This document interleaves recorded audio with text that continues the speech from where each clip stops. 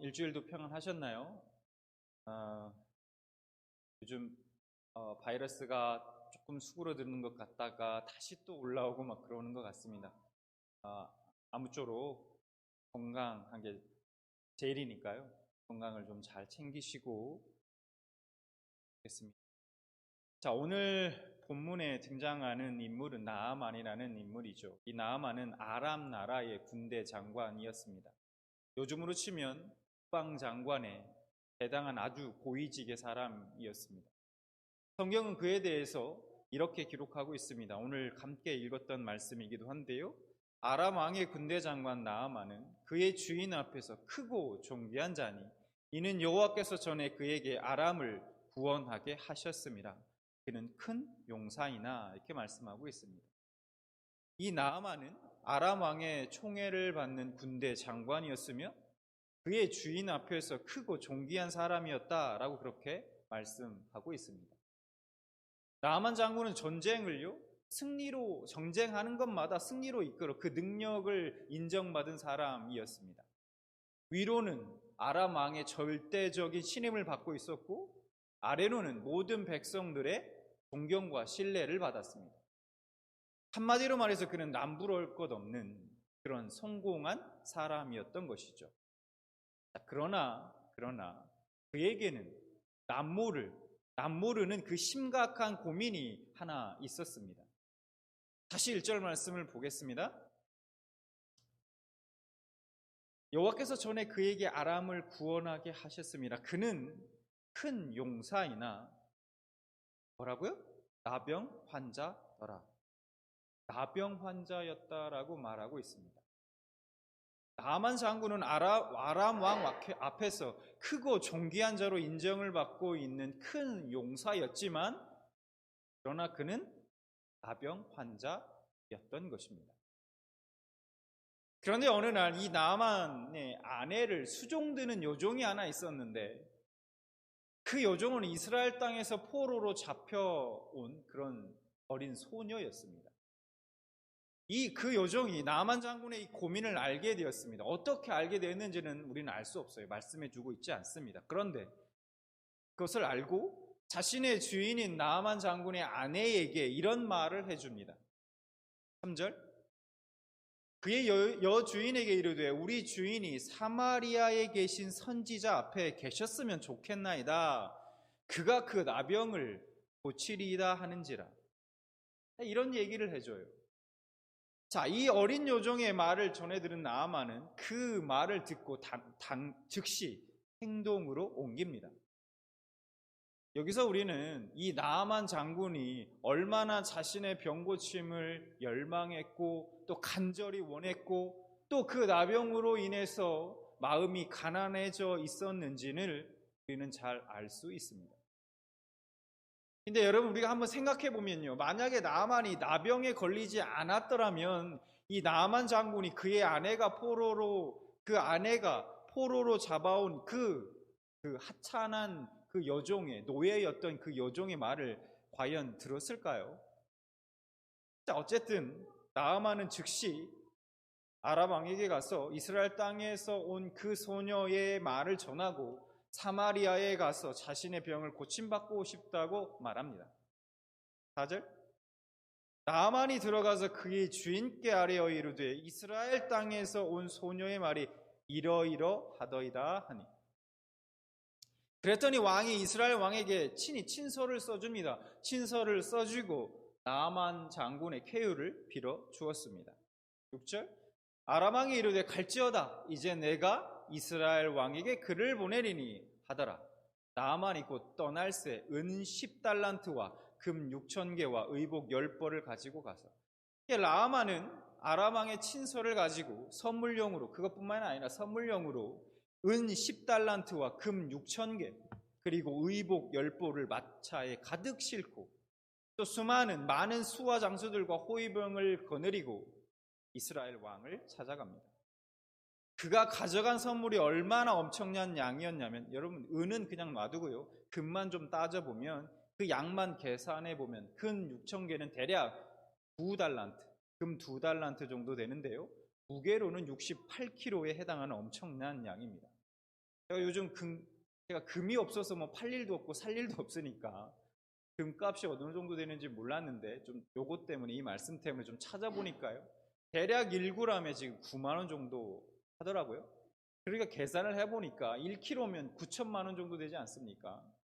68kg면 대략 61억 정도 됩니다.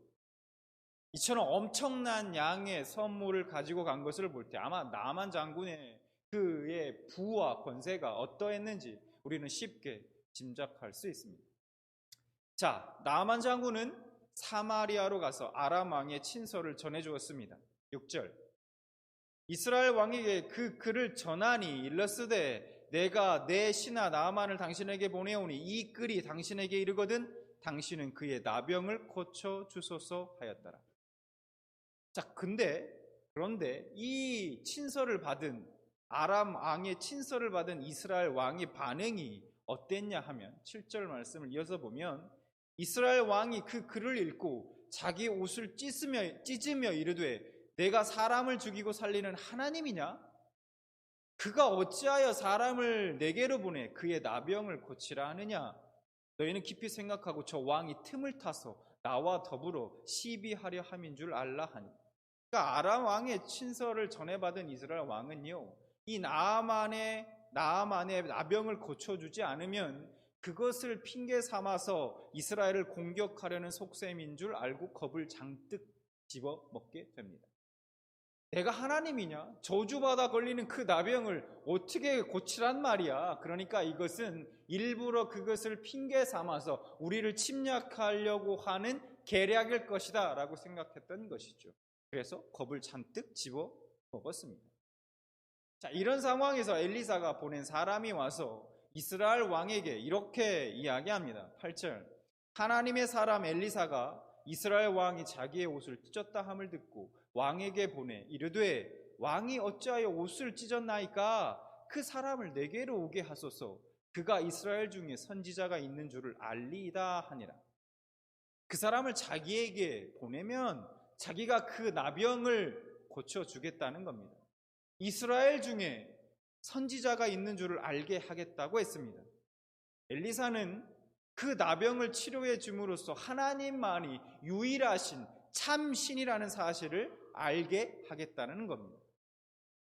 나아만은 그 길로 자신이 가져온 그 모든 선물과 또 호위병들을 이끌고 기세등등하게 엘리사를 찾아갑니다.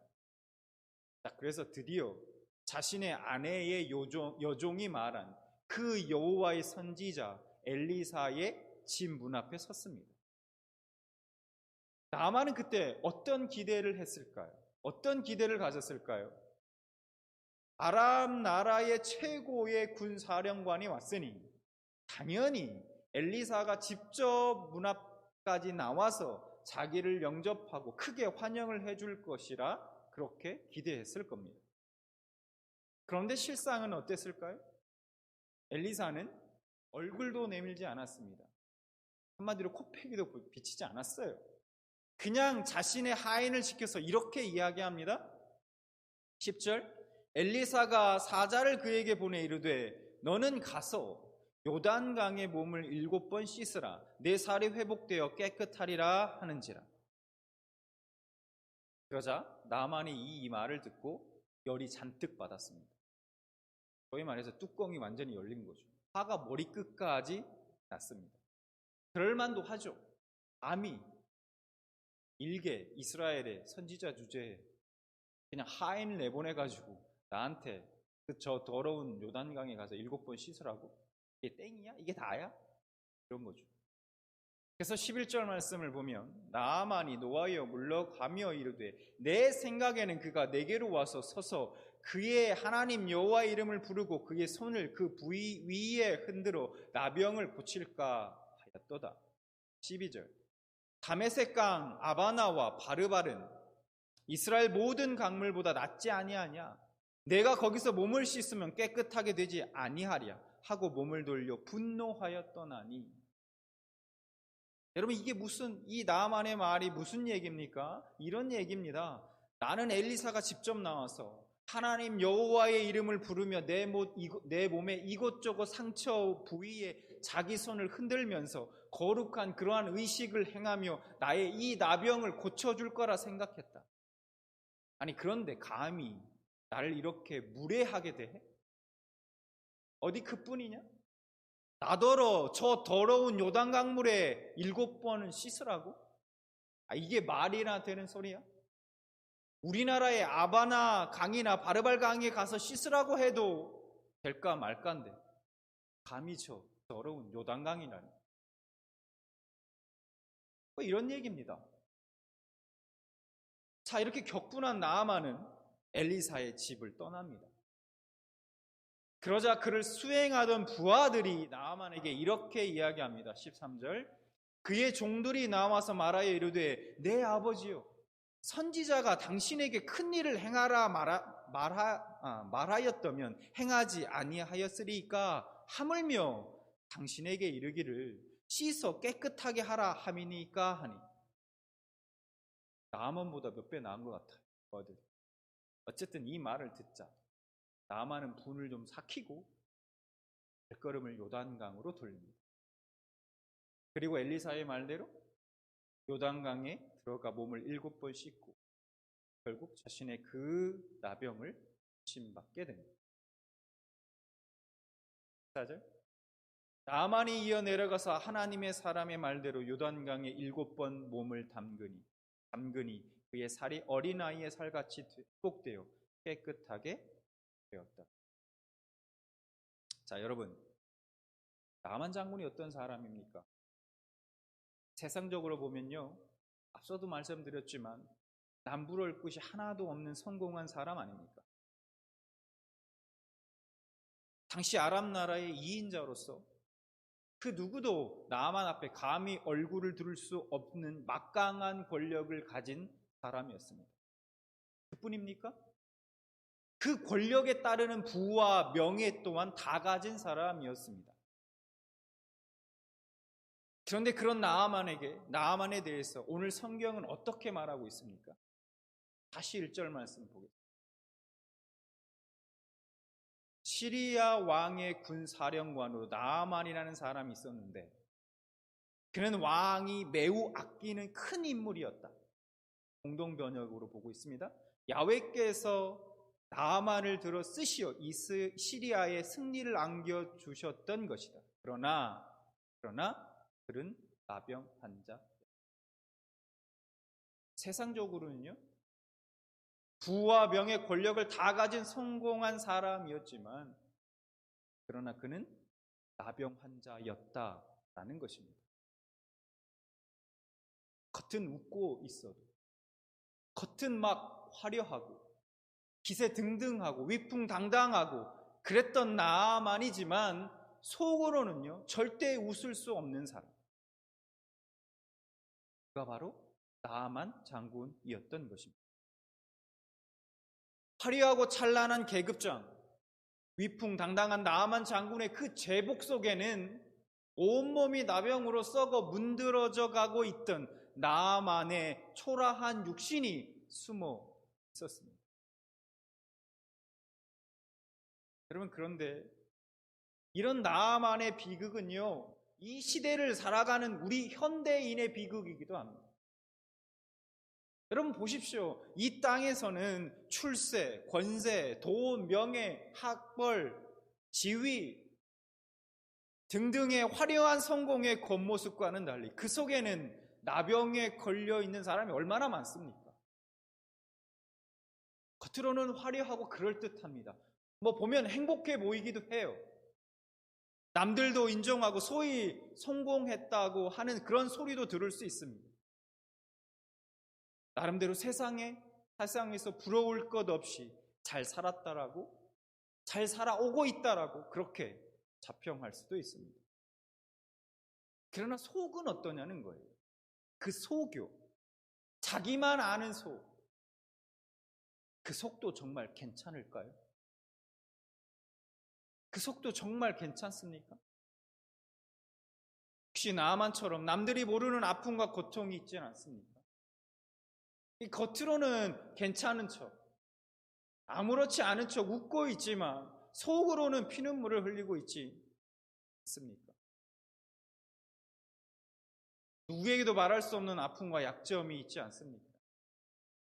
어떤 분은 남편 문제로, 또 아내 문제로, 그러한 가정의 문제로, 어떤 분들은 자녀의 문제로, 사업의 문제로, 직장의 문제로, 학업의 문제로 등등등 각자 자신이 가진 두 어깨에 짊어진 삶의 여러 가지 문제들로 힘들어하죠. 그렇다고 남들에게 그러한 모든 것들을 드러내어 보이기도 힘듭니다. 말하기도 힘들어요. 그래서 그런 자신을 들여다보면 자신이 얼마나 어리석고 또 한심한 존재인지 때로는 한없이 무너지고 그래서 스스로에게 절망하는 그런 존재가 아닙니까? 화려한 겉모습 뒤에 숨어있는 진정한 행복과 만족이 없는 삶, 참된 자유가 없는 공허한 삶입니다. 오늘 이 절망의 나병 환자 나아만을 통해서요, 절대 죄인인 연약한 자신의 모습, 무능하고 초라하며 아무 소망 없는 연약한 자신을 발견하시는 여러분들 되시기 바랍니다. 오늘 말씀 속에 이 나아만이라는 인물을 통해서 여러분 자신의 실체를 직시하라는 그 하나님의 음성을 들으시기 바라요. 이 나아만이 바로 나는 그 하나님의 음성입니다. 여러분이 이 하나님의 음성을 듣고 여러분 자신의 실체, 인간 그 본연의 실체를 발견하게 되시길 바랍니다.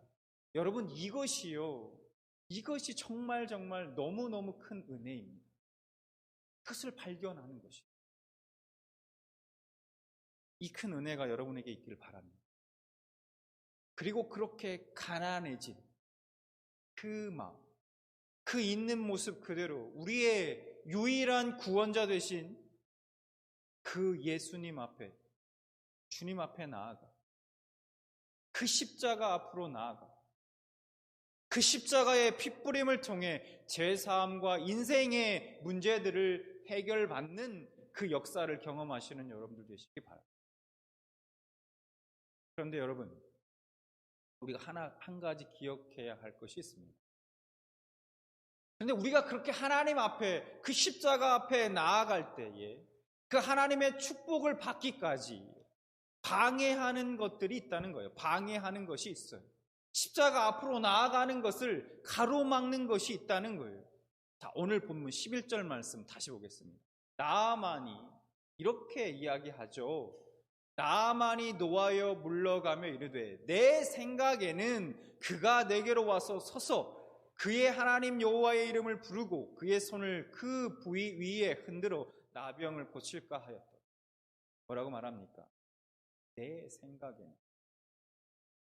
나아만은요, 엘리사가 거룩한 예복을 입고 장엄하고 엄숙한 그러한 의식을 행하며 자기의 병을 고쳐줄 줄 그렇게 기대했습니다.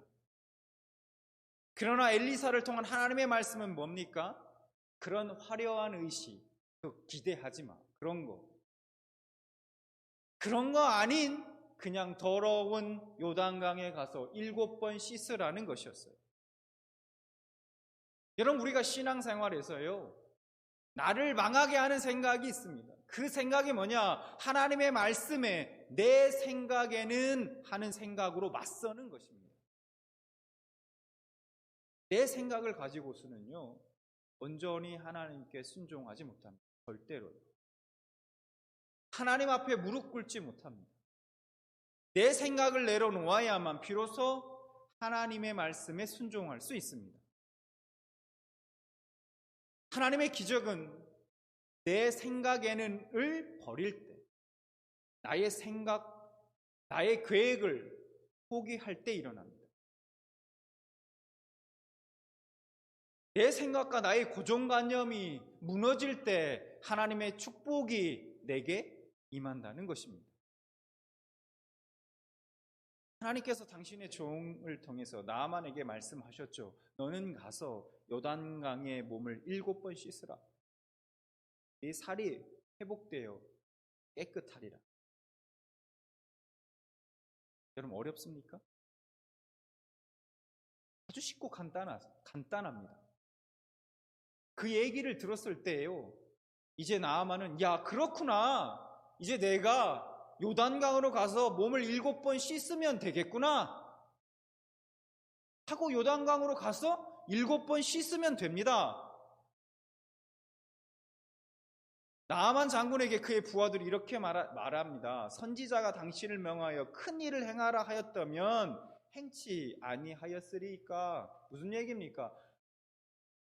장군님, 요단강에 가서 7번 씻으라는 것보다 더 어려운 일을 요구했더라도 장군님의 그 나병을 고칠 수만 있다면 그거 하지 못했겠습니까? 더 어려운 거라도 하지 못했겠습니까? 그런 얘기죠. 여러분, 맞습니다. 요단강에 몸을 7번 씻는 일이 뭐가 그렇게 어렵습니까? 하나도 어렵지 않은 일입니다. 그런데요, 그렇게 하는 것은 전혀 어렵지 않지만 내 속에 있는 생각을 이기는 것, 내 속에 있는 그 생각을 이기는 것이 너무나 힘든 일인 것입니다. 나아만 장군은요, 엘리사의 말대로 요단강에 들어가 7번 씻었습니다. 여러분, 저는 한번 생각해 봤어요. 나아만이 요단강에 이제 들어가서 한 번, 두 번, 세 번쯤 물속에 들어갔다가 탁 나왔더니 살이 막 썩고 고름이 나던 것들이 막 멈추고 막 이래요. 뭔가 막 몸에서 느껴져요. 뭔가 나아지고 있는. 한 번 들어갔을 때, 두 번 들어갔을 때, 세 번 들어갔을 때 느낌이 막 다릅니다. 뭔가 회복되는 것 같아요. 5번쯤 들어갔더니 썩었던 살이 아물고 새 살이 막 나오는 기색들이 막 보였다면 여러분, 얼마나 좋았어요. 근데 오늘 14절 말씀이 뭐라고 말씀합니까? 요단강에 7번 몸을 잠그니 그의 살이 어린아이의 살같이 회복되어 깨끗하게 되었더라 라고 말씀합니다. 요단강에 7번 몸을 잠그니 그때 살이 회복되어 깨끗하게 되었다고 말씀하고 있습니다. 그렇다면 나아만은 7번을 요단강에 잠그는 그 짧은 동안에도, 짧은 그 순간에도 얼마나 많은 생각과 갈등을 했겠습니까? 한 번, 두 번, 세 번 몸을 강물에 담갔으나 아무 일도 일어나지 않습니다. 여전히 고름은 나고 살은 터지고 썩어가는 그 살은 여전히 그대로입니다. 이런 생각하지 않았을까요? 한 번 들어갔다 나왔다, 두 번 들어갔다 나왔다. 내가 지금 뭐 하고 있지? 나갈까? 내가 저 엘리사한테 내가 낚인 거 아닌가? 예. 이게 진짜 나을까? 내가 집에 있을 때 정말 그 아람 왕이 나에게 정말 자신의 주치의까지 보내서 막 치료했는데도 치료하지 못했던 이 나병이 과연 이 더러운 요단 강물에 7번 들어갔다 나왔다 해서 이게 진짜 나을까? 온갖 생각들, 그 갈등들, 지금이라도 나갈까 하는 생각들 여러분 하지 않았을까요?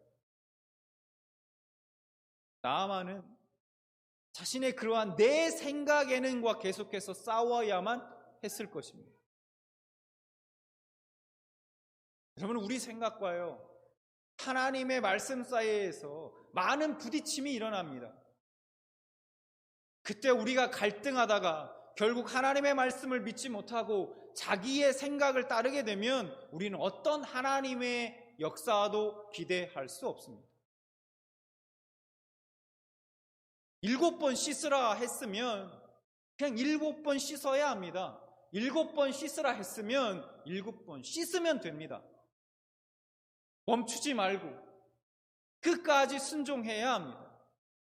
한 번, 두 번 씻고 멈춰서는 하나님의 역사를 기대할 수 없다는 것. 여러분, 그것은 순종이 아닙니다.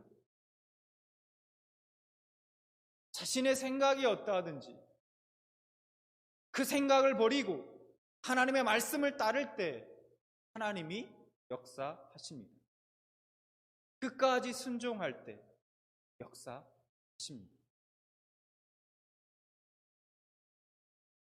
오늘 말씀을 정리합니다.